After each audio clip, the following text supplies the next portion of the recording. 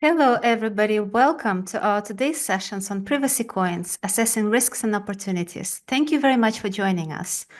My name is Yulia Murat. I'm Head of Regulatory Affairs at Global Ledger.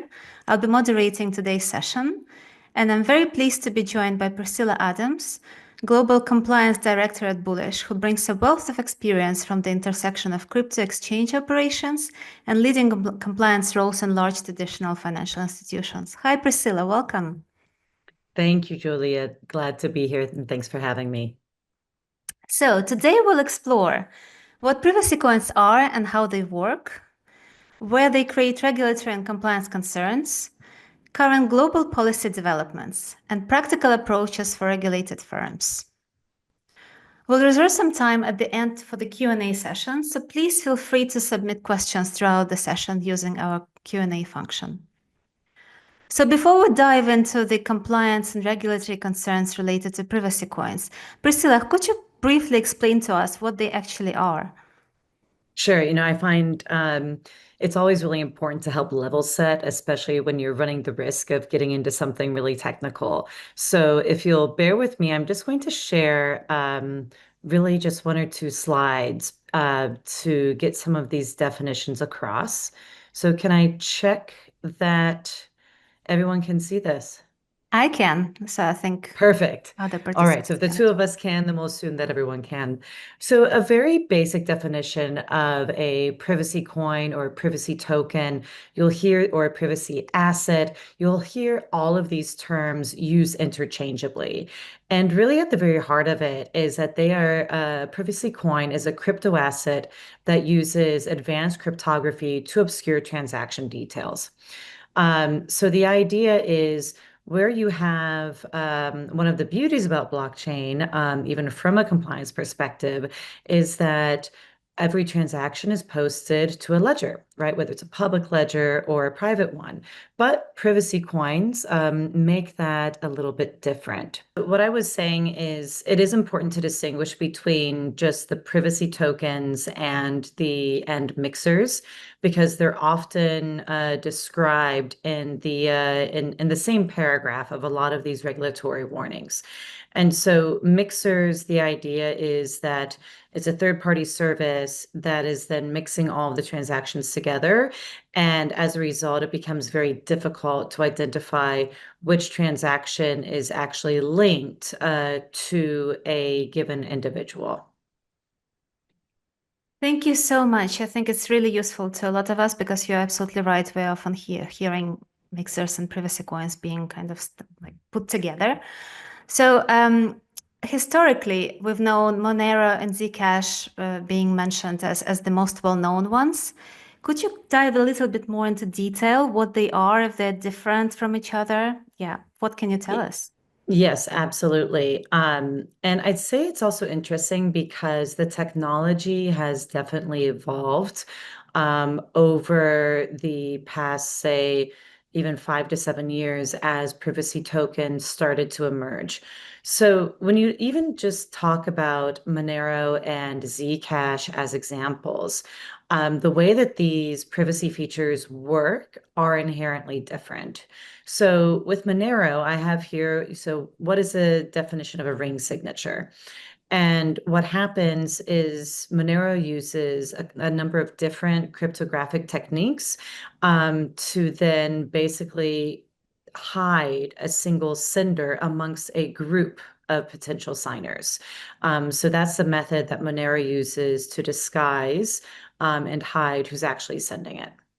Zcash, on the other hand, works with something called zero knowledge proofs. And as you see on the slide here, it's a way of basically confirming information between the smart contracts or validating the information that's contained within the transaction without actually sharing that information. And I think the interesting thing with zero knowledge proofs, which we'll touch on a bit later, is they can also be used as a way of putting any piece of information into a smart contract where then the underlying information isn't shared. So there's a different role here that can be played with both whether you're trying to hide information or if you're trying to, for example, embed KYC information into a contract and keep information safe. Now, stealth addresses, even the third one that you see here, even though it's related to Monero, I specifically wanted to separate it out because a stealth address in and of itself is not necessarily a feature of a privacy coin. It's, but it can be used in conjunction with. So with Monero, you have the ring signatures, but you also have these single-use wallet addresses that are, so each transaction gets a new address. And with Monero, you get both of those techniques being combined in what makes that privacy token a privacy token. I think the other thing that's quite interesting is that with stealth addresses, as we look to what's becoming more and more popular today, I would say that those single-use addresses are becoming increasingly prevalent. And part of that is the reason for that is because the ability to create a new address is much easier than trying to interact with some of these other types of privacy tokens and the underlying technology. I'll go ahead and stop sharing from here. Yeah, that's good. Thank you so much for the overview, Priscilla.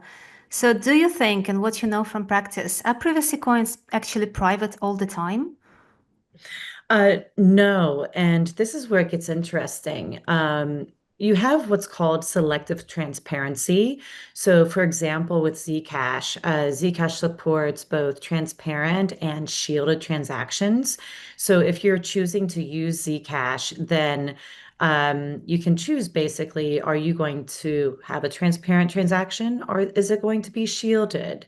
And so it's a way where, theoretically speaking, it would allow for some additional monitoring if by a third party or by a regulator to actually see that transparency, depending on the setup and the setting for that particular token. Another really interesting case that I've seen has been with Litecoin and what came out about 2 or 3 years ago with what was called the Mimblewimble upgrade for those Harry Potter fans. And Mimblewimble works in a slightly different way and than the other techniques that we discussed already. And namely, it uses something called an extension block. And an extension block is basically, the easiest way of thinking of it is that you're creating a parallel blockchain for executing a transaction with more privacy, which means you can be using LTC and then, in essence, opt in for an extension block where your transactions then for a period of time until you opt back out are hidden from view. Wow, sounds very technical. So, as we know, privacy coins don't have the best of reputations in the compliance world. Do you think there is some truth to it, or is it a myth? Well, it comes up quite often. And look, I think that the ability to build anonymity into the system does create an opportunity for criminality. If you're trying to move illicit assets into the crypto world, like especially at the layering level, then privacy coins can be abused for this person. And I'd say there's a reason that the privacy enhancing features are typically called out as increasing the risk profile of virtual assets in many regulatory frameworks and also in country risk assessments. And I take that to heart because also with these country risk assessments, quite often they're pulled together with the input of law enforcement agencies.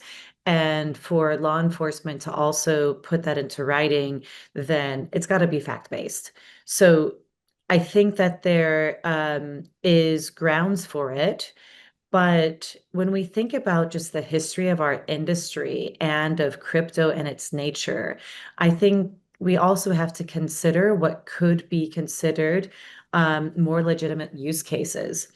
And something that I learned myself not too long ago in a conversation was that actually mixers and other privacy enhancing techniques, for example, were actually started because if you could have a situation where you're in a crypto native startup, right? And let's say that that particular startup has decided that instead of paying your salary in fiat, you're going to be paid in a virtual asset, whether it's a stable coin, doesn't matter for the purposes of illustration. And because all transactions on the blockchain, on a public blockchain, are visible, then this creates a really interesting dilemma because then it's like, oh, are you able to see how much your boss is getting paid or how much that other colleague next to you is getting paid, if you know their wallet address?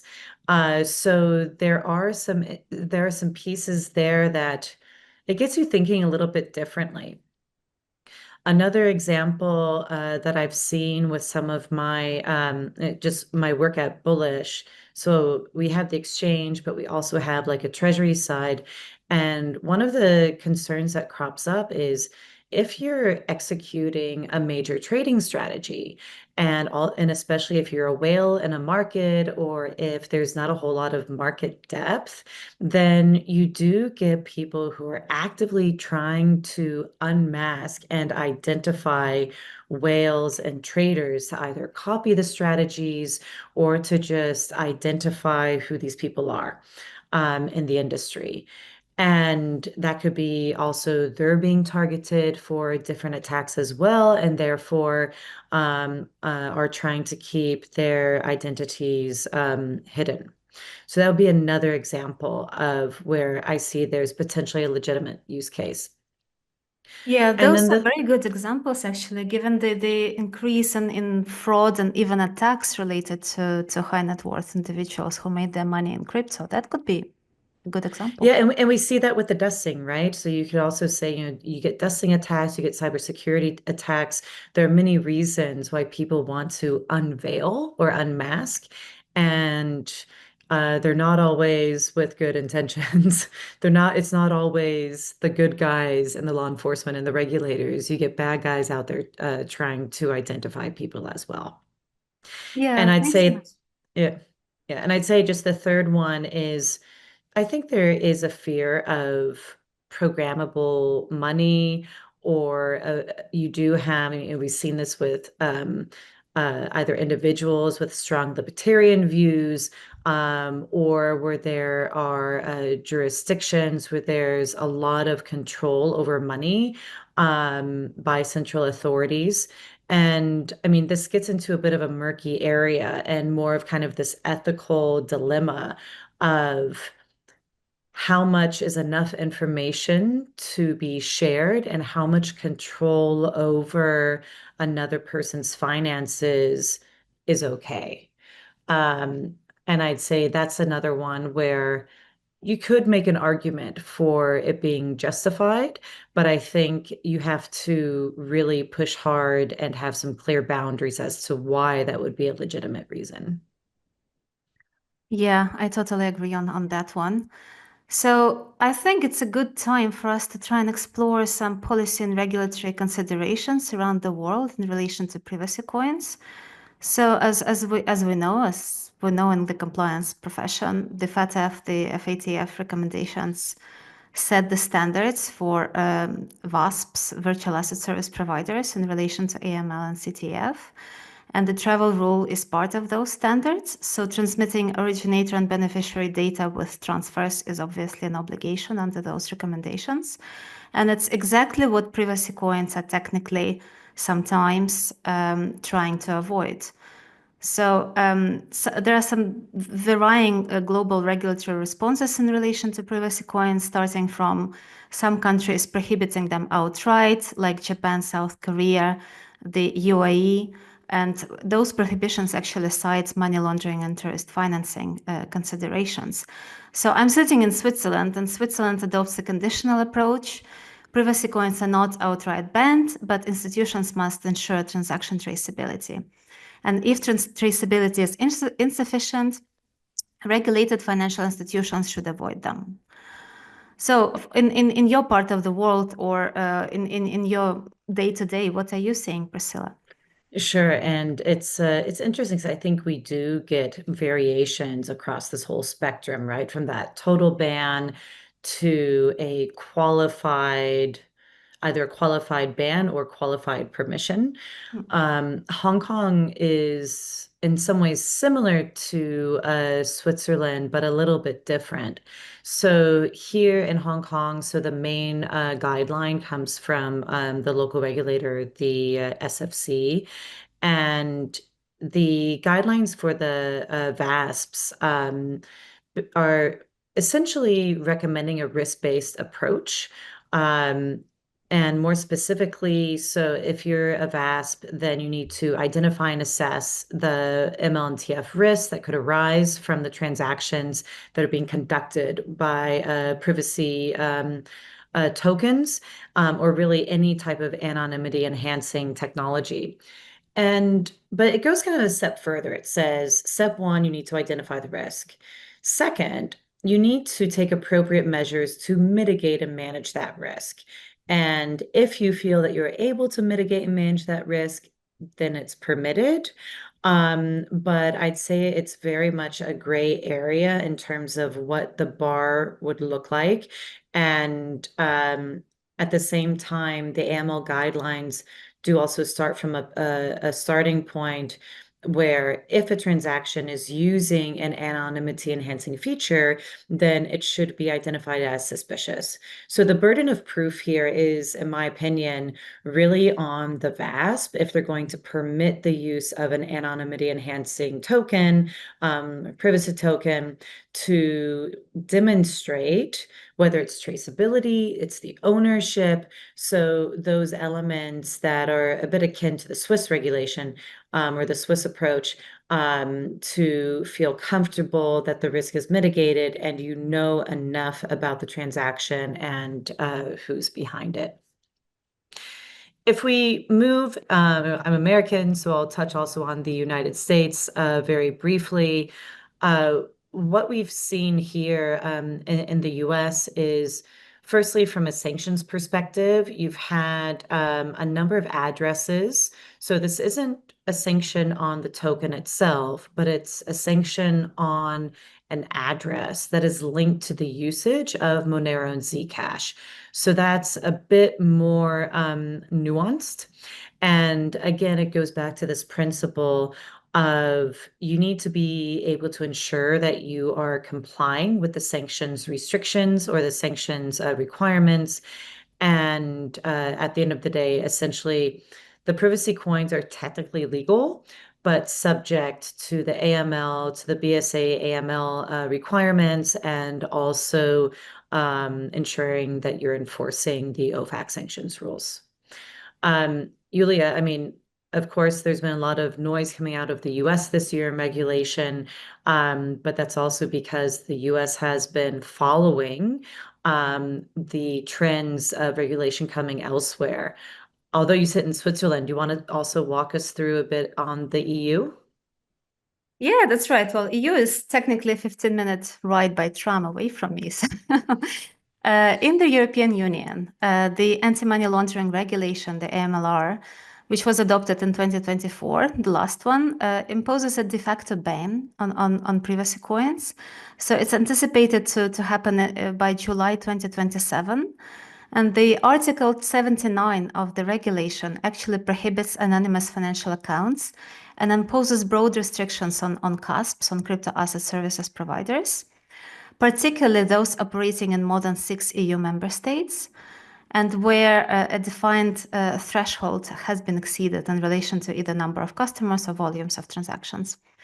So the AMLA, the new supervisory body in the EU, the Anti-Money Laundering Authority, will oversee these CASPs directly, so the subsection of CASPs that fall under the prohibition. And this means that, well, in reality, this means that most CASPs will likely remove support for privacy coins like Monero or Zcash. Technically, it's still going to be possible to operate in privacy coins via unhosted wallets or smaller transactions under the threshold of 1,100 euros, but regulated platforms will be barred from facilitating them. So this move, in my opinion, reflects the broader move towards ML, money laundering, and terrorist financing concerns and considerations in relation to privacy coins. But that's all theory. Priscilla, sitting in the compliance officer's seat, and from your point of view, could you tell us more about how a crypto exchange actually manages the risks pertaining to privacy coins? Sure. And it's definitely a challenge because, as you say, the global responses, we're still working within a patchwork environment. So for regulated exchanges like Bullish, it's something that you have to be really aware of what's the framework and the parameters in which you're operating. And so, from the perspective of a regulated exchange, so privacy features really introduce a fair amount of operational complexity that has to be dealt with. And we are expected to take this into account in the risk assessment of any token that gets listed on the exchange. I'd say this is also where the blockchain analytics tools that we're using. So if you go through the life cycle and say, okay, there's an assessment of token, it gets listed on the exchange. And then, so that's looking at from the one perspective of what are the tokens and things that the exchange is offering. The other perspective is, of course, then what's the level of risk that your customers are introducing, that customer risk by when they onboard into the exchange. And this is where we do also rely on blockchain analytics tools. So it helps us to understand what's going on in a customer's wallet. So even if, say, we're not offering a privacy token on the exchange, we would still get a notification if there's a transaction to or from a wallet that's used by our client or that's a certain number of hops away, where that wallet does contain privacy tokens. And so we do get a bit of visibility then also on any potential risks that are coming and being introduced to our ecosystem. So does Bullish offer privacy coins on the exchange? It's a tricky question, and this is also reflective of just how fluid this industry is and just what you have to do in real life. So I mentioned LTC earlier today and the Mimble-Wimble feature. When Bullish first offered LTC, it had no privacy enhancing features at all. It was just a normal token. But when the news broke that this Wimble feature was being added, which obscured the transaction details, this triggered a risk assessment, right? So what does this mean in terms of the change in usage, the risk profile? Do we need to delist it? Or what are the practical actions that we have to take? The approach that we decided to take was to monitor the activity. And so, again, because the blockchain analytics tools will tell us whether or not the customer has turned on this feature. So remember, with LTC, it's selective transparency, or basically it's transparent unless you opt out and turn on Mimble-Wimble. And so we were able to then drill down into, with our reporting, how many users have used LTC? Has anybody, have we gotten any alerts? If we haven't gotten any alerts, can we check that on a sample basis to see, are the alerts functioning? What would it look like, et cetera. And fortunately, we have never seen the feature turned on. And if it did, then we would have been in a position where it would have triggered a risk review of the client. And that then starts through your client review and potential offboarding of the client. So at the end of the day, we kept LTC. I think most exchanges kept and continue to offer LTC on the platform, but are very closely monitoring the usage of Mimblewimble. And I think the interesting thing about it is I was reading a statistic earlier this week where I think well over 90% of all LTC transactions are not using Mimblewimble. So for whatever reason, I mean, it makes you wonder, was there like a bad market fit, or people have recognized, okay, this isn't good. If I use this and I'm going to look suspicious, it hasn't been the main purpose that users have chosen to use LTC for. Okay, and thanks a lot. It's really insightful. From your experience, regulations, are they always acting as intended? How are they actually implemented in the practical world of compliance of the compliance profession? It's always interesting because the there's the intention of regulation. There's also the outcome and impact of regulation. And this can vary very significantly for unpredictable reasons. So, for example, I think for those compliance professionals on the line or with us today in the webinar, this might be a familiar scenario. Let's say you're looking to get a bank account, right? So getting fiat rails as an exchange, even as a regulated exchange, can be very challenging, and also client accounts. And so you get a lot of these due diligence questionnaires, and every single one of the due diligence questionnaires asks the question, do you offer privacy tokens? And so what happens is there is this almost self-policing mechanism within the industry of saying, oh, if we need to get fiat rails and we can if we offer privacy coins, then it makes it quite, it deters centralized exchanges or from offering them. And it acts as almost a de facto ban on privacy tokens, even where the regulations themselves, as we were saying earlier, would permit them in cases where you're able to have that traceability element in place. Yeah, that's really it's something that I've seen in the past as well. You wouldn't have the nerve to tick that box, yes, because you don't want to answer those questions. Yeah, Um, exactly. It's not worth the risk. no, not with the Big Bang. Yeah. So a bit of a philosophical discussion here. Is it always necessary to sacrifice privacy in order to protect the financial system from crime? Well, I think that despite what we've talked about, that propensity for the privacy tokens to be used for financial crime, I don't necessarily think that privacy and compliance have to be mutually exclusive.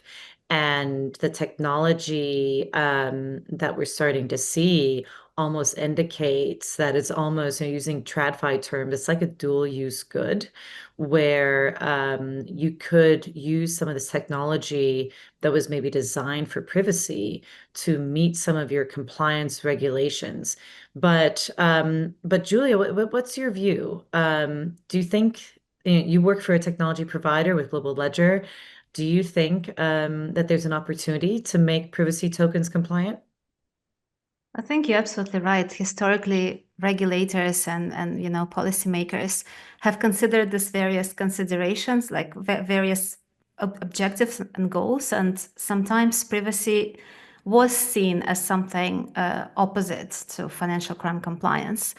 But we are currently in the world where technological advances are happening so fast that, in fact, it may not be necessary to sacrifice one or the other to achieve the other objective. So, what we're hearing now from the industry is that things like selective disclosure features, what we have discussed about Zcash, or auditable privacy preserving protocols are emerging. I can hear a lot of talk about on-chain compliance modules that enable privacy-preserving KYC being already developed by some of the largest players in the crypto industry. So what we also can imagine for the future is zero knowledge-based attestations. So where protocols and wallets can confirm compliance attributes without disclosing personal data.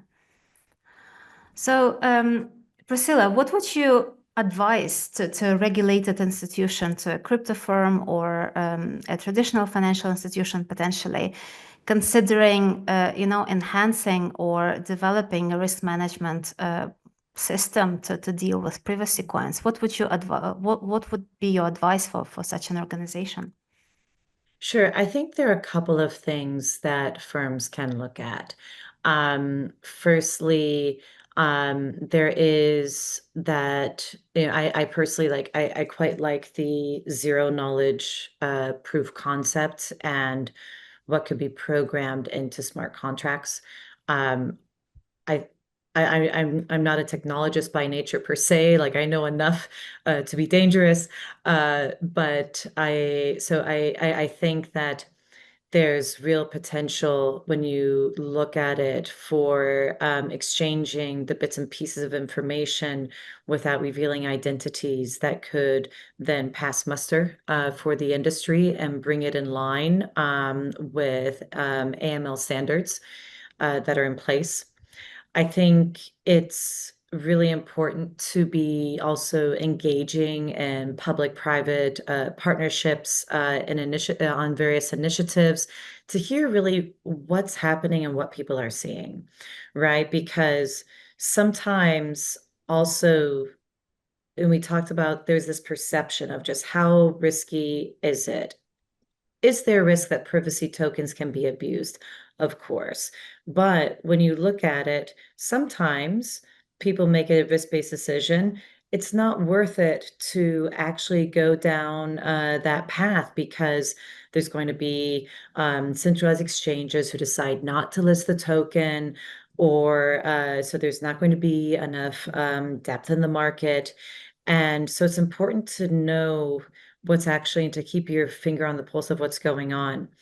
And then, of course, the regulatory environment in crypto is incredibly dynamic and the regulations change regularly. And so it's also important for any firm to really be on top of that regulatory horizon scanning and understanding what changes are happening and piecing together then what the change in the regulatory framework combined with what's happening in real life on the ground and those technological advancements mean together for how they're going to deal with privacy tokens in the future. That's really insightful. Thank you, Priscilla. So we have questions in our Q&A box. I think it's a good time to go through some of them. So we've obviously gone through some of the examples of legitimate users of privacy coins, right? But from your perspective, what are the actual main use cases for privacy coins? Like the statistically, I guess a wild guess, what are they used for? Yeah, so again, you've got the legitimate and the illegitimate use cases. The privacy coins, when you look at the actual usage, they are getting pushed now more to DeFi and unregulated entities because of just centralized exchanges generally not having an appetite. So when you're looking at it, and if you think about the size of the DeFi market vis-a-vis the size of the crypto asset market. So if you think of the virtual asset market and crypto being roughly the size of a single stock, and that's NVIDIA. And then that's one of my favorite statistics to drop. And then you say actual activity and like DeFi and on DEXs, believe is under 5% of that, like it's quite small and quite niche, then you can back your way into that to say, in reality, so real uses of privacy tokens are small at this moment in time.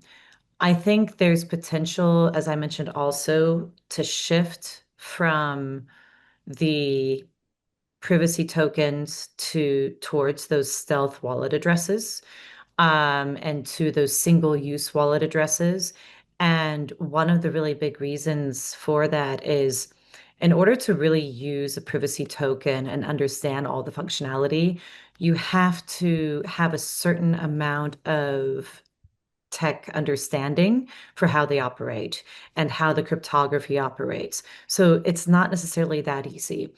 Whereas it's becoming increasingly easy to just make a wallet, right? You don't have to know that much. You don't have to be crypto native to know how to do that. So I think the right question to be asking now is less about the total percentage of use in privacy coins, but what is the total use of anything that's really anonymous in virtual assets and what regulators are doing about it. And I think the regulatory landscape is also starting to shift on that as well. Yeah, and investigative techniques as well. Obviously, it's Yes, necessary to absolutely. regulate for these things, but technology advances allow us to actually, investigate financial crime before the regulations are already in place. So there is another question in the chat about mixers. Obviously, mixers is not the exact topic of our conversation today, but Stani is asking if I could give some examples of legitimate uses for them. Just like my wild guess would be that The payroll. Yeah. payroll, they are more or less the same, right? Because the purpose is more or less the same. It's just that the technology is different. Would you add anything else, Priscilla? That's the biggest one that comes to mind for me. Um, yeah, I think then also with mixers, then because it does beg the question, okay, so why else would you use it to hide? Also, if you're really a big name in the industry, are you going to use a mixer? Probably not. I think you're probably more sophisticated than that. Um, so, and also again, it comes to that reputational piece, right? Because the Yeah. reputation of mixers has been that they have been used specifically to launder proceeds of cyber attacks and crypto heists. So there's a general need to kind of steer away from it. But then the the problem to solve, which is an interesting one, is how do you have a something that functions like a mixer, but then has that almost compliance by design and allows for a certain amount of anonymity, right? So it's that becomes an interesting problem for someone to solve. That's right. And say, well, back from my, compliance days, I'm just trying to imagine if it happens that, I detect the use of privacy coins on behalf of one of my clients. How would I then deal with the question whether it's a legitimate use on behalf of them or whether there is some, legitimate concern on my part? What would be the questions that you would ask your customer, and what would be the steps rather that you would take? Yeah. So I think it also depends on why you're getting that alert, right? Mhm. Because so again, if we run with the premise that centralized exchange, yes. So I guess it depends on why you're getting the alert.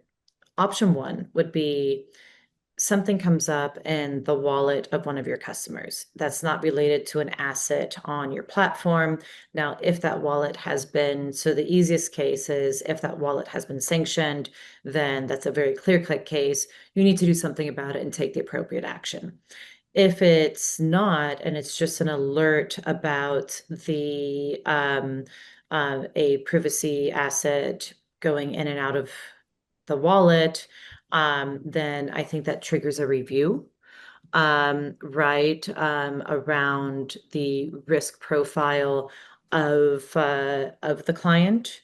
I'd say where you probably dig a little bit deeper and considering asking more about the what and the why in a careful manner so as not to go down the route of tipping off is if you have the case like you have LTC with the Mimble-Wimble and that kind of functionality, and you see it turned on and off.